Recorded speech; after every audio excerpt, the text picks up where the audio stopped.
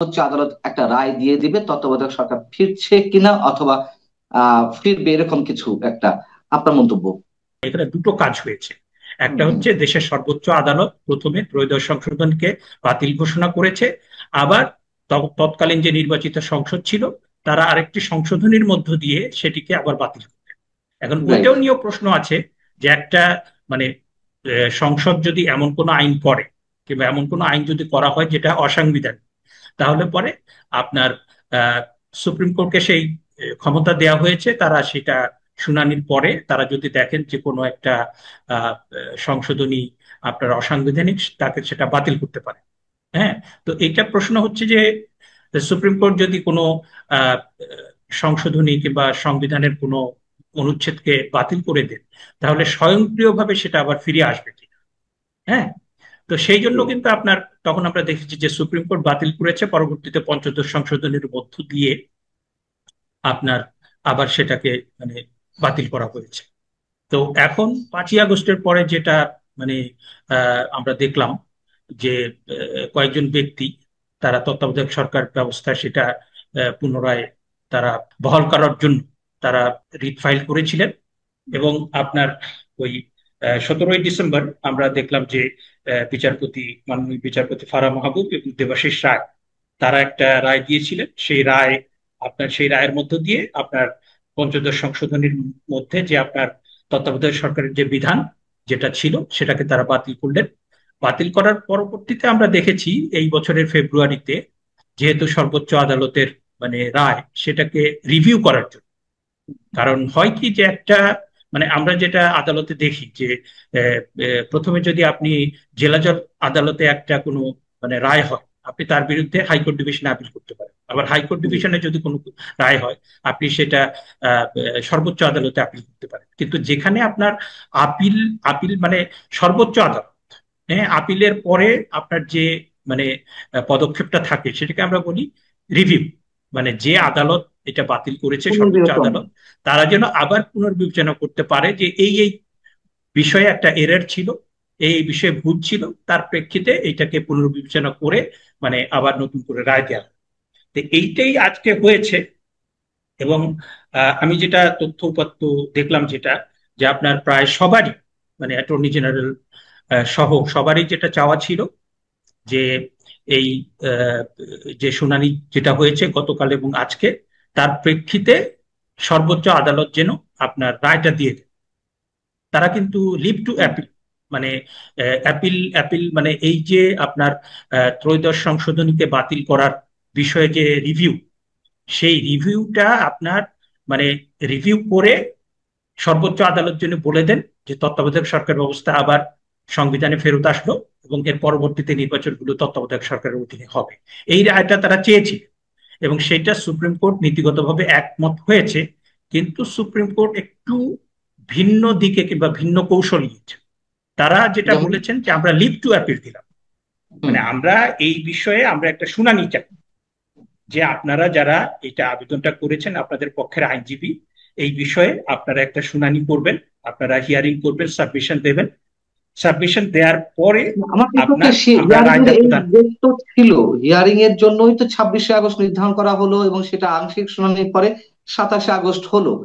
তো এই হিয়ারিং বা লিভ টু আপিলের এটার মধ্যে সম্পর্ক কি, বা এটা কেন আবার নতুন ডেট দিতে হলো?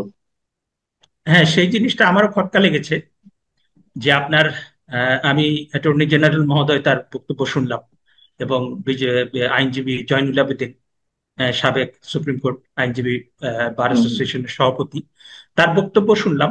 এবং তারা দুইজনই বললেন যে আমরা কিন্তু রায় চেয়েছি, যে আমরা প্রত্যাশা করেছিলাম যে গতকাল এবং আজকে যে শুনানিটা হয়েছে তাতে করে মানে দেশের সর্বোচ্চ আদালত তারা আহ, তাদের রায় বলবেন যে তত্ত্বাবধায়ক সরকার আমরা আবার সংবিধানে পুনর্বহাল হলো, আমরা সেই রায়টা প্রদান করি।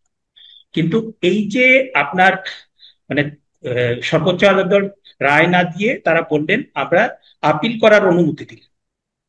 মানে যখন কোনো কোনো বিষয়ে আপনার যখন কোনো আপিল হয়, ওই হুম হুম। আপিলের লিভ টু আপিল একটা হিয়ারিং, মানে আপিলের হুম। অনুমতির উপরে একটা হিয়ারিং, যে আপিলের অনুমতি দেয়া হলো কি হলো না। আপিলের অনুমতি যদি দেয়া হয় তাহলে পরে ওই মামলাটা চলবে।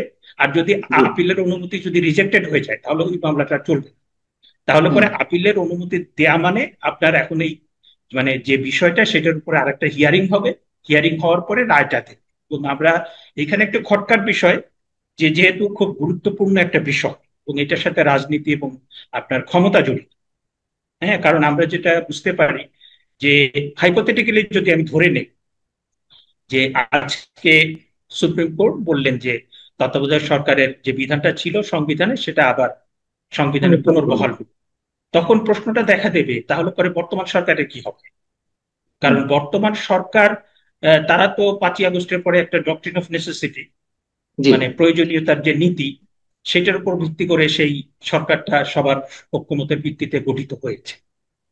কিন্তু এখন এই 1 বছরের বেশি হয়ে যাওয়ার পরে আপনার আমরা সরকারের যে কর্মকাণ্ড দেখছি তাতে করে সেই ডক্ট্রিন অফ নেসেসিটির নীতি তো আর প্রযোজ্য হবে না।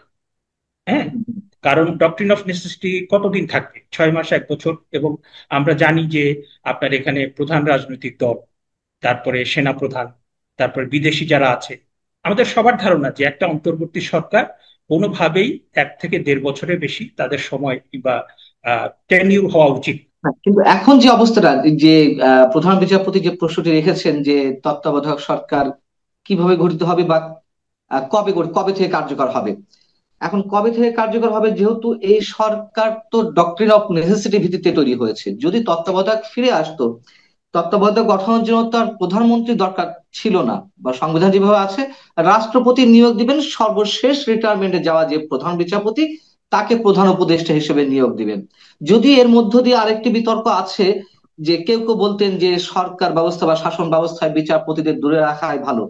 এখন সেই বিতর্কটি কি এর মধ্যে আসছে, নাকি এই সরকার একটা সুযোগ পাওয়ার জন্য আহ এই প্রশ্নটি উঠেছে কিনা আমি জানি না, যে তত্ত্বাবধায়ক সরকার কবে থেকে কার্যকর হবে। অর্থাৎ প্রধান বিচারপতি কি এই প্রশ্নটা করতে চেয়েছেন যে এই সরকারের অধীনে নির্বাচন হবে, নাকি তত্ত্বাবধায়ক সরকার ফিরে এলে সেই সরকারের অধীনে নির্বাচন হবে, বিষয়গুলো আসলে কি? না, এখন মাননীয় প্রধান বিচারপতি আহ, কয়েকটা প্রাসঙ্গিক প্রশ্নই করেছেন যে আপনার আহ, যদি এই তত্ত্বাবধায়ক সরকার যে বিধানটা সেটা যদি ফিরিয়ে আনা হয় তাহলে সেটা কবে থেকে কার্যকর হবে। এখন যদি আপনার অ্যাপেলেট ডিভিশন হিয়ারিং করার পরে এই আগামীকাল বৃহস্পতিবার, হ্যাঁ, জি। আগামীকাল বলে দিত কিংবা আগামী রোববার সোমবার বলে দিত যে তত্ত্বাবধায়ক সরকার ব্যবস্থা বিধান ফিরে এসছে, সুতরাং 1 মাসের ভেতরে আপনারা ইয়ে করেন, আপনারা নতুন সরকার মানে বর্তমান অন্তর্বর্তীকালীন সরকার তারা তত্ত্বাবধায়ক হুম, হুম, সরকারের কাছে ক্ষমতা দিয়ে মানে আপনারা নির্বাচন ব্যবস্থা করেন, হতে পারে, জি। আমি বলছি। এবং আপনার এই বিষয়ে যখন প্রশ্ন করা হয়েছে তখন কিন্তু অ্যাটর্নি জেনারেল মহোদয় বলেছেন যে এই বিষয়ে আপনারা পর্যবেক্ষণ দিতে পারেন। হ্যাঁ, তখন হুম। মাননীয় প্রধান বিচারপতি বলেছেন যে